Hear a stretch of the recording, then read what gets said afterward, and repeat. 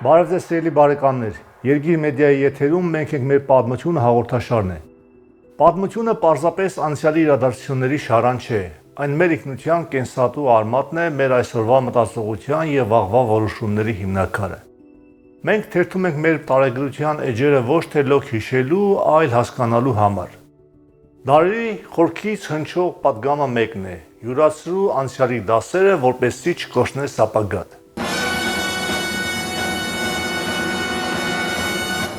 Այսօր մենք խոսենք մի փաստաթղթի մասին, որը դարձավ մեր ժամանակակից պետականության հիմնաքարը եւ հայ ժողովրդի վերադարձը համաշխարհային քաղաքականության արդիական բեմահարթակ։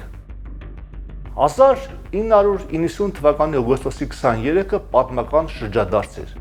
Հայկական ԽՍՀ Գերագույն խորհուրդը, արտահայտելով ժողովրդի միասնական կամքը, ընդունեց Հայաստանի անկախության մասին հռչակագիրը։ Սա լոկ քաղաքական հայտարարություն չէր։ Սա խորհրդային գաղափարներից դուրս եկած արդիական, իրավական եւ ժողովրդավարական պետություն կերտելու նախագիծ էր։ Հռչակագիրը դրեց անկախացման գործընթացի սկիզբը, որն տրամաբանական ավարտին հասավ 1991 թվականի սեպտեմբերի 21-ի հանրաքվեով։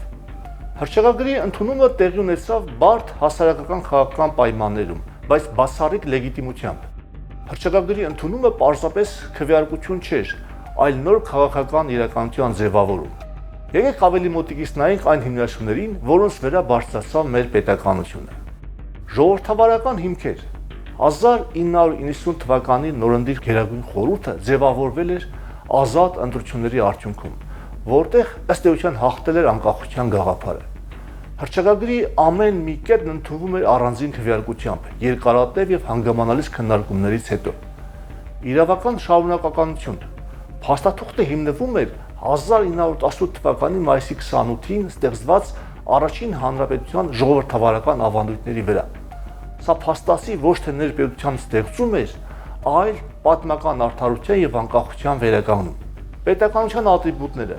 Հենց այս փաստաթղթով Հայկական խորհրդային սոցիալիստական հանրապետությունը վերանվանվեց Հայաստանի Հանրապետություն եւ սահմանվեցին սեփական դրոշը, զինանշան եւ հիմնը։ Ինքնիշխանության բանաձևը հռչակվեց, որ Հայաստանի տարածքում գործում է միայն Հայաստանի Հանրապետության սահմանադրությունն ու օրենքները։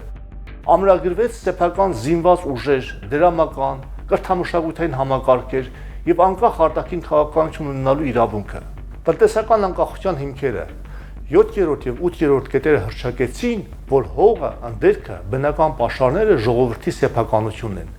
Բայց ամենակարևորը Հայաստանը հայտարարեց սեփական դրամական համակարգի, ազգային բանկի եւ հարկային ու մաքսային ծառայությունների ստեղծման իրավունքի մասին։ Սա տնտեսական ինքնուրույնության այն բանաձևն էր, առանց որի քաղաքական անկախությունը կմնար ձևական։ Մարդու իրավունքների ազատություններ։ Հռչակագիրը Հայաստանը դուրս բերեց միջազգային ասպարեզ որպես քաղաքակիրթ միավոր։ Այն հիմնվեց մարդու իրավունքների համընդհանուր հռչակագրի սկզբունքների վրա, երաշխավորելով խոսքի, մամուլի եւ խղճի ազատություն։ Սա մեր մուտքի տոմսն էր դեպի ժողովրդավարական աշխարհ։ Ապաքաղաքականացված ուժային կառույցներ։ 9-րդ կետով հիմք դրվեց մի կարևորագույն սկզբունքի՝ իրավապահ մարմինների եւ զինված ուժերի ապաքաղաքականացմանը։ Բանակն ու ոստիկանությունը այլևս չպետք է ծառայեին որևէ կուսակցության, այլ բացառապես պետությանն ու օրենքներին։ Ազգային նպատակներ։ Հռչակագիրը ամրագրեց 1915 թվականի հայոց ցեղասպանության միջազգային ճանաչման, սատարման եւ Արցախը մայր հայրենիքի հետ վերամիավորման որոշման հանձնառությունը։ Հայաստանի անկախության հռչակագիրը մեզ տալիս է արդիական պետականության հիմնարար դասեր։ Առաջին դաս՝ իրավական գերակայություն եւ սահմանադրականություն։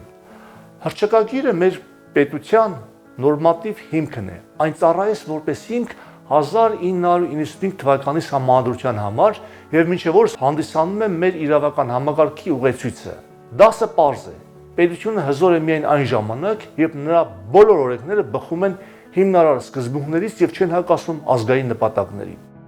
Երկրորդ դաս՝ համազգային իղձերի իրավական ձևակերպում։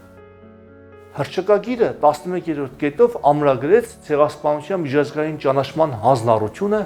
իսկ նախաբանում Արցախը մայր հայրենիքի հետ վերամիավորման որոշումը։ Սա մեզ սովորեցնում է, որ պետությունը չի կարող գոյություն ունել վակուումի մեջ, այն պետք է լինի ազգային նպատակների իրագործման գործիքը։ Առանց այս արժեքների պետությունը վերածվում է պարզապես վարչական տարածքի։ Հաջորդ դասը Հայաստանի Հանրապետության քաղաքացիության եւ Սփյուռքի կապը։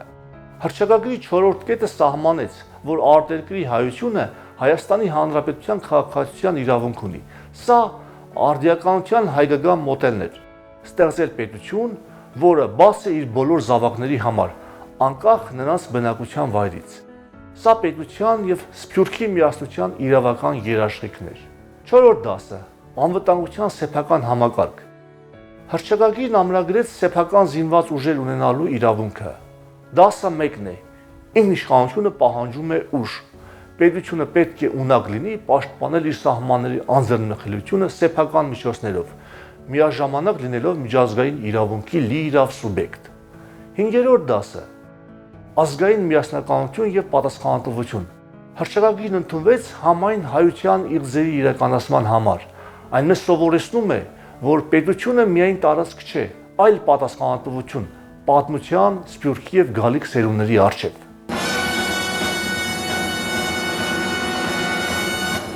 1990 թվականի հռչակագիրը մեր պետականության ողնաշարն է։ Այն մեզ հիշեցնում է, որ անկախությունը ոչ թե լոկ պատմական պատահականություն էր, այլ գիտակցված ընտրություն, հիմնված պատմական արդարության եւ ժողովրդավարական արժեքների վրա։